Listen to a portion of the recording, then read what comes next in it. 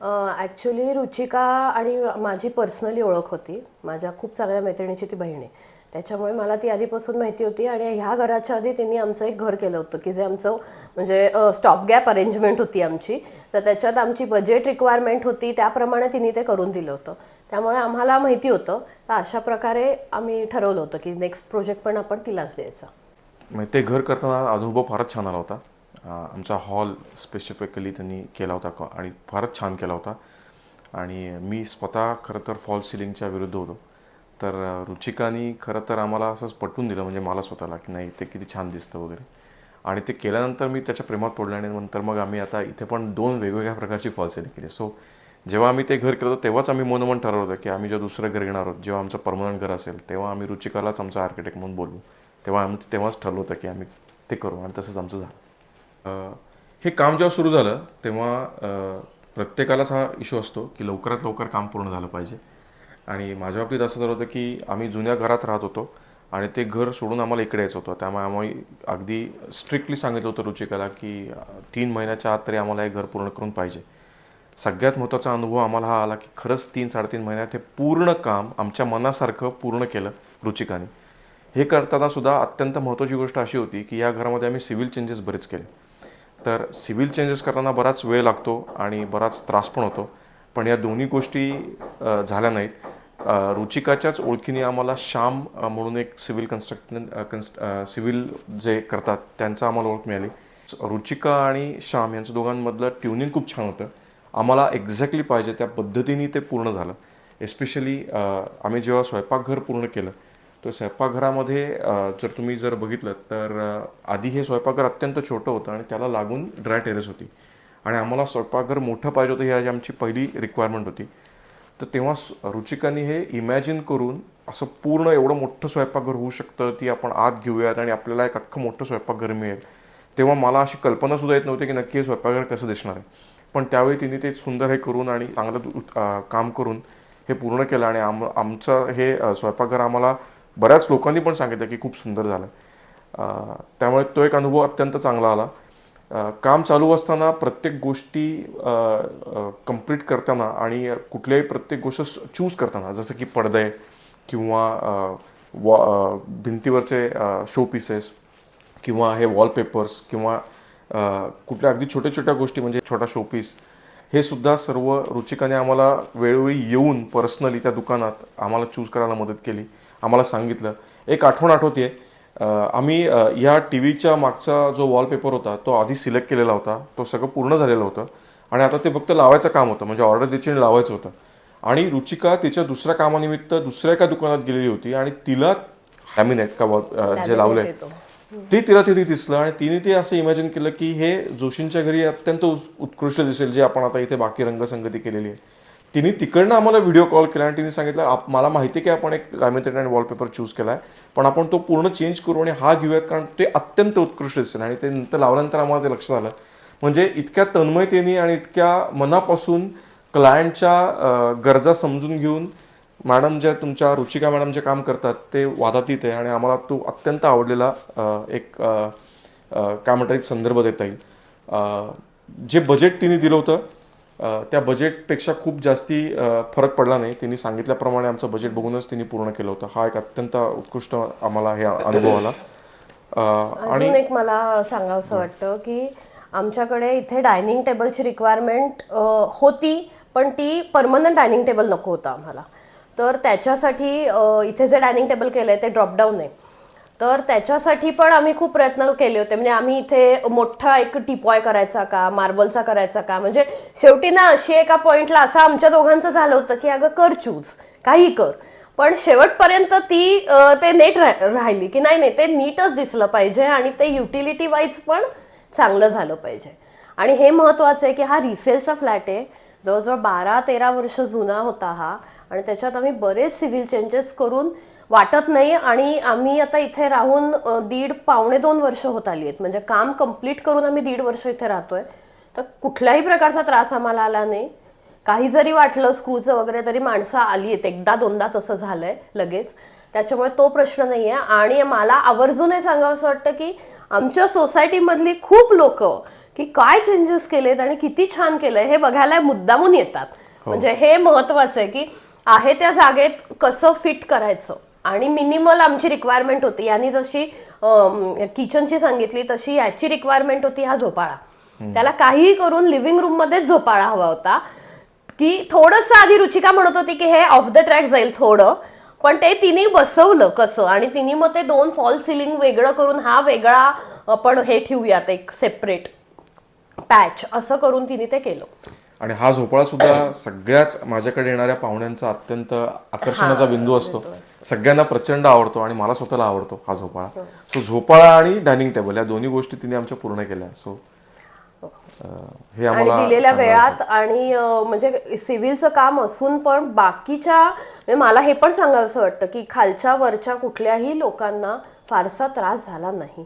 एकदा दोनदाच कधीतरी झाला, पण ते पण त्यांनी खूप चांगल्या प्रकारे हँडल केलं. आणि एवढं सिव्हिलचं काम होतं म्हणजे आम्ही इथे काहीच ठेवलं नाही. म्हणजे आधीचं जसं होतं त्याचा आमूलाग्र बदल केलाय, पण ते पण तिने खूप छान प्रकारे हँडल केलं. म्हणजे रादर तुमच्या पूर्ण टीमचंच कौतुक आहे. खरंच त्याचं कारण असं आहे की इलेक्ट्रिशियन तुमचा फॉल सिलिंग करणारा माणूस, जो घराचं सगळं पेंट करतो तो, त्यानंतर जो वॉलपेपरवाले वॉलपेपरवाले काका, नंतर माझ्या गच्चीमध्ये पण जे काही नंतर आम्ही ते खाली जे मॅट वॉलपेपरवाले ते ह्या सगळ्यांचं आणि सगळ्यात मध्ये जो विसरलो म्हणजे फर्निचर करणारे, ह्या सगळ्यांचं ट्युनिंग इतकं जबरदस्त आहे. आणि सगळीच माणसं खूप चांगली आहेत. कुठल्याही माणसाचा मला माझ्या घरातल्या कुठल्याही याला कधी त्रास झाला नाही. कधी कुठेही चुकीची घटना घडली नाही. आणि अगदी बिंदासपणे आम्ही त्यांच्यावर घर सोपवून हे काम त्यांनी कम्प्लीट केलेलं आहे. म्हणजे hats off to this entire team which is led by Ruchika. आणि हे कोविड नंतर लगेच होतं, काही दिवसात होतं. म्हणजे दुसऱ्या कोविडच्या वेव्ह नंतर हे आम्ही केल्यानंतर लगेचच होतं ते. अगदी ठरलेल्या वेळात एवढं काम करायचं असताना सुद्धा 3.5 महिन्यामध्ये पूर्ण काम होणं हे खरंच क्रेडिटेबल आहे. म्हणजे तुमच्या पूर्ण टीमचंच अभिनंदन आणि धन्यवाद. आम्हाला प्रॉब्लेम म्हणजे सच याचा काहीच नाही आला, पण पॅन्डेमिक नंतर सगळ्या गोष्टींच्या किमती प्रचंड वाढल्या. पण ते आम्हाला रुचिकांनी आधीच सांगितलं होतं. म्हणजे आम्हाला बजेट रिवाइजच झालं आमचं बजेट रिवाइज झालं. म्हणजे बजेट आधी आणि नंतर म्हणजे काम सुरू व्हायच्या आधीच तिने आम्हाला सांगितलं होतं. पण ते तिच्या आणि आमच्या दोघांच्या आवाक्या बाहेरचं होतं. त्यामुळे मुळात कस्टमरची रिक्वायरमेंट जाणून घेऊन त्याचे 100% एक्झिक्युशन करणं, म्हणजे ते अंमलात आणणं, हे तिचं जे आहे ना त्या अख्ख्या टीमचंच ते खूप चांगलं आहे. नाही तर हे होत नाही, ते होऊ शकत नाही असं सहजासहजी आपण म्हणू शकतो ना, पण ती शेवटपर्यंत लढत राहते म्हणजे त्या गोष्टीसाठी. सिव्हिल चेंजेस केले तेव्हा मला पहिल्यांदा भीती वाटत होती, कारण आम्ही ड्रास्टिक केले होते. म्हणजे टेरेस आत घेणं किंवा बेडरूमच्या टेरेसचं आम्ही दार म्हणजे ओरिएंटेशनच चेंज केलं दाराचं. आणि ती ॲज इफ आत घेतल्यासारखी नाही आहे आणि सेपरेटपणे असं दोन्ही घेतलंय. तर तेव्हा मला भीती वाटत होती की पाऊस आणि त्याचं काही होईल किंवा काय, पण टचवूड म्हणजे खरंच नाही, ते काम अतिशय परफेक्ट झालं. 1-2 फक्त प्लंबिंगचे आले, पण ते ना आम्हाला त्या श्यामनी सांगितलं होतं की these things are bound to happen, कारण इतकं त्यांनी चेंज केलं होतं की कुठेतरी काहीतरी अडकणं. पण ते तेव्हा फोन केला की ते हजर असायचे प्लंबर. हे पण तेवढंच आहे. म्हणजे कामात अडथळे नंतर येणारच, म्हणजे ते काय म्हणतात ना तसं ते अध्यारूतच आहे, पण ते काय असं रखडत गेलं नाही, त्यांनी करून दिले. तेवढाच एक प्लंबिंगचाच थोडा इश्यू आला होता आम्हाला तेव्हा अगदी, पण तो पण त्यांनी रिझॉल्व्ह केला. दुसरं सांगावंसं वाटतं ते म्हणजे एक तर फर्निचर. म्हणजे आता सगळ्या आमच्या किचनमधल्या ज्या ट्रॉलीज आहेत त्या सुद्धा अजूनही इतक्या चांगल्या पद्धतीने वर्क होत आहेत आणि उत्तम आहेत, स्मूथ आहेत. जेव्हा कलर कॉम्बिनेशन आम्ही चूज करत होतो तेव्हा कधी कधी आपल्याला एकदम आपल्या उत्सुकतेपोटी वाटतं की आपण काहीतरी ऑफबीट कलर घ्यावा. तर तेव्हा सुद्धा आम्हाला रुचिकाने व्यवस्थित गाईड केलं की आपण फ्रेश कलर्स कसे घेतले पाहिजेत, कारण की 1.5-2 वर्षानंतर आपल्याला त्या कलरचा कंटाळा येऊ शकतो. पण जे कलर कॉम्बिनेशन आम्ही घरात चूज केलं, रंग देताना किंवा फर्निचरचा रंग सुद्धा घेताना सुद्धा तिने जे कलर कॉम्बिनेशन दिलं ह्या घरात अजूनही प्रसन्नच वाटतं, छान वाटतं. म्हणजे फर्निचरची क्वालिटी सुद्धा चांगली होती आणि जो कलर कॉम्बिनेशन आहे त्याचा जो फ्रेशनेस आहे तो पण टिकून आहे. अत्यंत उत्कृष्ट. उत्तरोत्तर तुमच्या आयडियाजची म्हणजे इन्सेप्शन डिझाईन स्टुडिओची भरभराट होवो ही माझी मनोन इच्छा आहे, कारण की तुम्ही खरंच खूप सुंदर काम करताय. रुचिका खूपच छान पद्धतीने हे पुढे नेते आणि मी तिला अगदी पहिल्यापासून बघतोय की जेव्हा ती एकटं हे सगळं करत होती पण तिची धडाडी आणि प्रत्येक ठिकाणी तन्मय त्यांनी काम करण्याची वृत्ती, आणि जसं मी तुम्हाला म्हणाला की नाही हे खूप चांगलं वाटेल, म्हणजे शेवटपर्यंत आपल्याला चांगल्यातलं चांगलं कसं देता येईल ही तिची जी वृत्ती आहे ते मला खूपच आवडलं. प्रत्येक वेळी हसतमुख चेहरा. हा, आणि पर्सनल टच खूप आहे तिचा. म्हणजे तिचं एक गोष्ट मला खूपच छान वाटते ती म्हणजे काम झाल्यानंतर ती फोटो जेव्हा टाकते तेव्हा ती ज्या फॅमिलीचं काम झालंय त्या फॅमिलीतल्या प्रत्येक लोकांचं एक विशेषण लावून ती सोशल मीडियावर टाकते. म्हणजे ती ते खूपच छान आहे. तिचं जे काय करते ती ते प्रोजेक्ट ते खूपच छान आहे. आणि हा जो पर्सनल टच असतो ना तो पण चांगला आहे. म्हणजे ती अगदी असं नाही बिहेव करत की मी आर्किटेक्ट आहे, मी हे करणार, मी ते करणार नाही किंवा काय, असं अजिबात नाही आहे. म्हणजे असा आम्हाला तरी अनुभव नाही आला. हां, आणि दुसरं महत्त्वाचं म्हणजे ती स्वतः आर्किटेक्ट असून सुद्धा आमच्या ज्या काही काही सूचना होत्या त्या सुद्धा तिने अंमलात आणल्या. जिथे तिला असं वाटलं की नाही या सूचना होणार नाहीत शक्य, त्यामुळे तिने अगदी क्लिअरली ओपनली आम्हाला सांगितलं. आणि एक चांगला डिस्कशन व्हायचं आमचं. आणि छानच, म्हणजे खरंच म्हणजे उत्तम. रुचिका बरोबर आमचं काम खूपच मस्त झालं.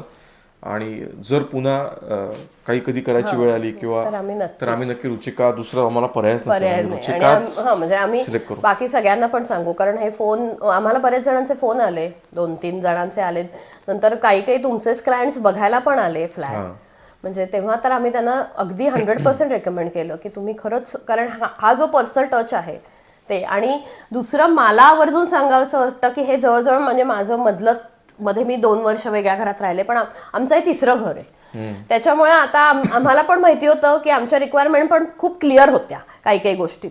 त्याचाही फायदा झाला. पण त्याच्या बरोबरीने ती पण एक मुलगी असल्या कारणाने की किचनमध्ये काय वेगळ्या गोष्टी पाहिजेत किंवा ग्रे कलरचं काही शक्यतो तुम्ही बेडरूममध्ये कसं घेऊ नका, कारण तुम्ही 7-8 वर्ष ते चेंज करणार नाही. मग रोज तुम्ही उठून तो डल ग्रे कलर बघणं नंतर कसं होतं. म्हणजे ह्या गोष्टी तिच्या खूप चांगल्या वाटल्या. आणि ती प्रत्येक ठिकाणी आमच्याबरोबर आली.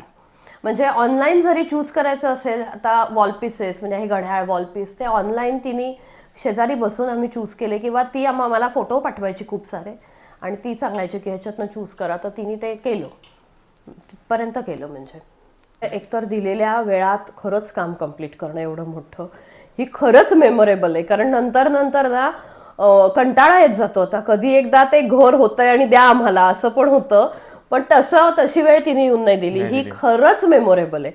म्हणजे आम्ही पण तितकेच एक्सायटेड होतो शेवटपर्यंत. आणि मी तुम्हाला म्हणलं तसं म्हणजे मीही कधीच मेमरी विसरू शकणार नाही. हो, मी पण. म्हणजे एखादी गोष्ट आम्ही पूर्ण केली आहे, सगळं झालेलं आहे, आणि तेव्हा सुद्धा तिने दुसऱ्या क्लायंटच्या साठी गेलेली असताना तिला एक दिसणं, ते तिने आमच्या त्या वॉलशी लिंक करणं आणि ते आम्हाला सांगणं नाही आपण जे चूज केलं त्यापेक्षा हे जास्त चांगलं आहे हे घेणं, म्हणजे आम्हाला तेव्हा खरंच असं कौतुक वाटलं तिचं. आणि आम्हाला सुद्धा ते नंतर कळलं की खरंच किती सुंदर दिसतंय आता ते. किंवा मुलांच्या वॉर्डरोबला आम्ही खूप एक वेगळा हे केला होता, लॅमिनेट चूज केला होता. तो आम्ही म्हणजे फायनल केला होता. सगळा रिसीट वगैरे झाली होती दुकानात, पण तिने जेव्हा आम्हाला ते 3D दाखवलं त्याच्यानंतर तिचं असं म्हणणं पडलं, तिने विचार केला की नको, हे एवढं छान नाही दिसणार, तुम्ही प्लेनच कसं घ्या आणि कुठल्या कलरचा घ्या.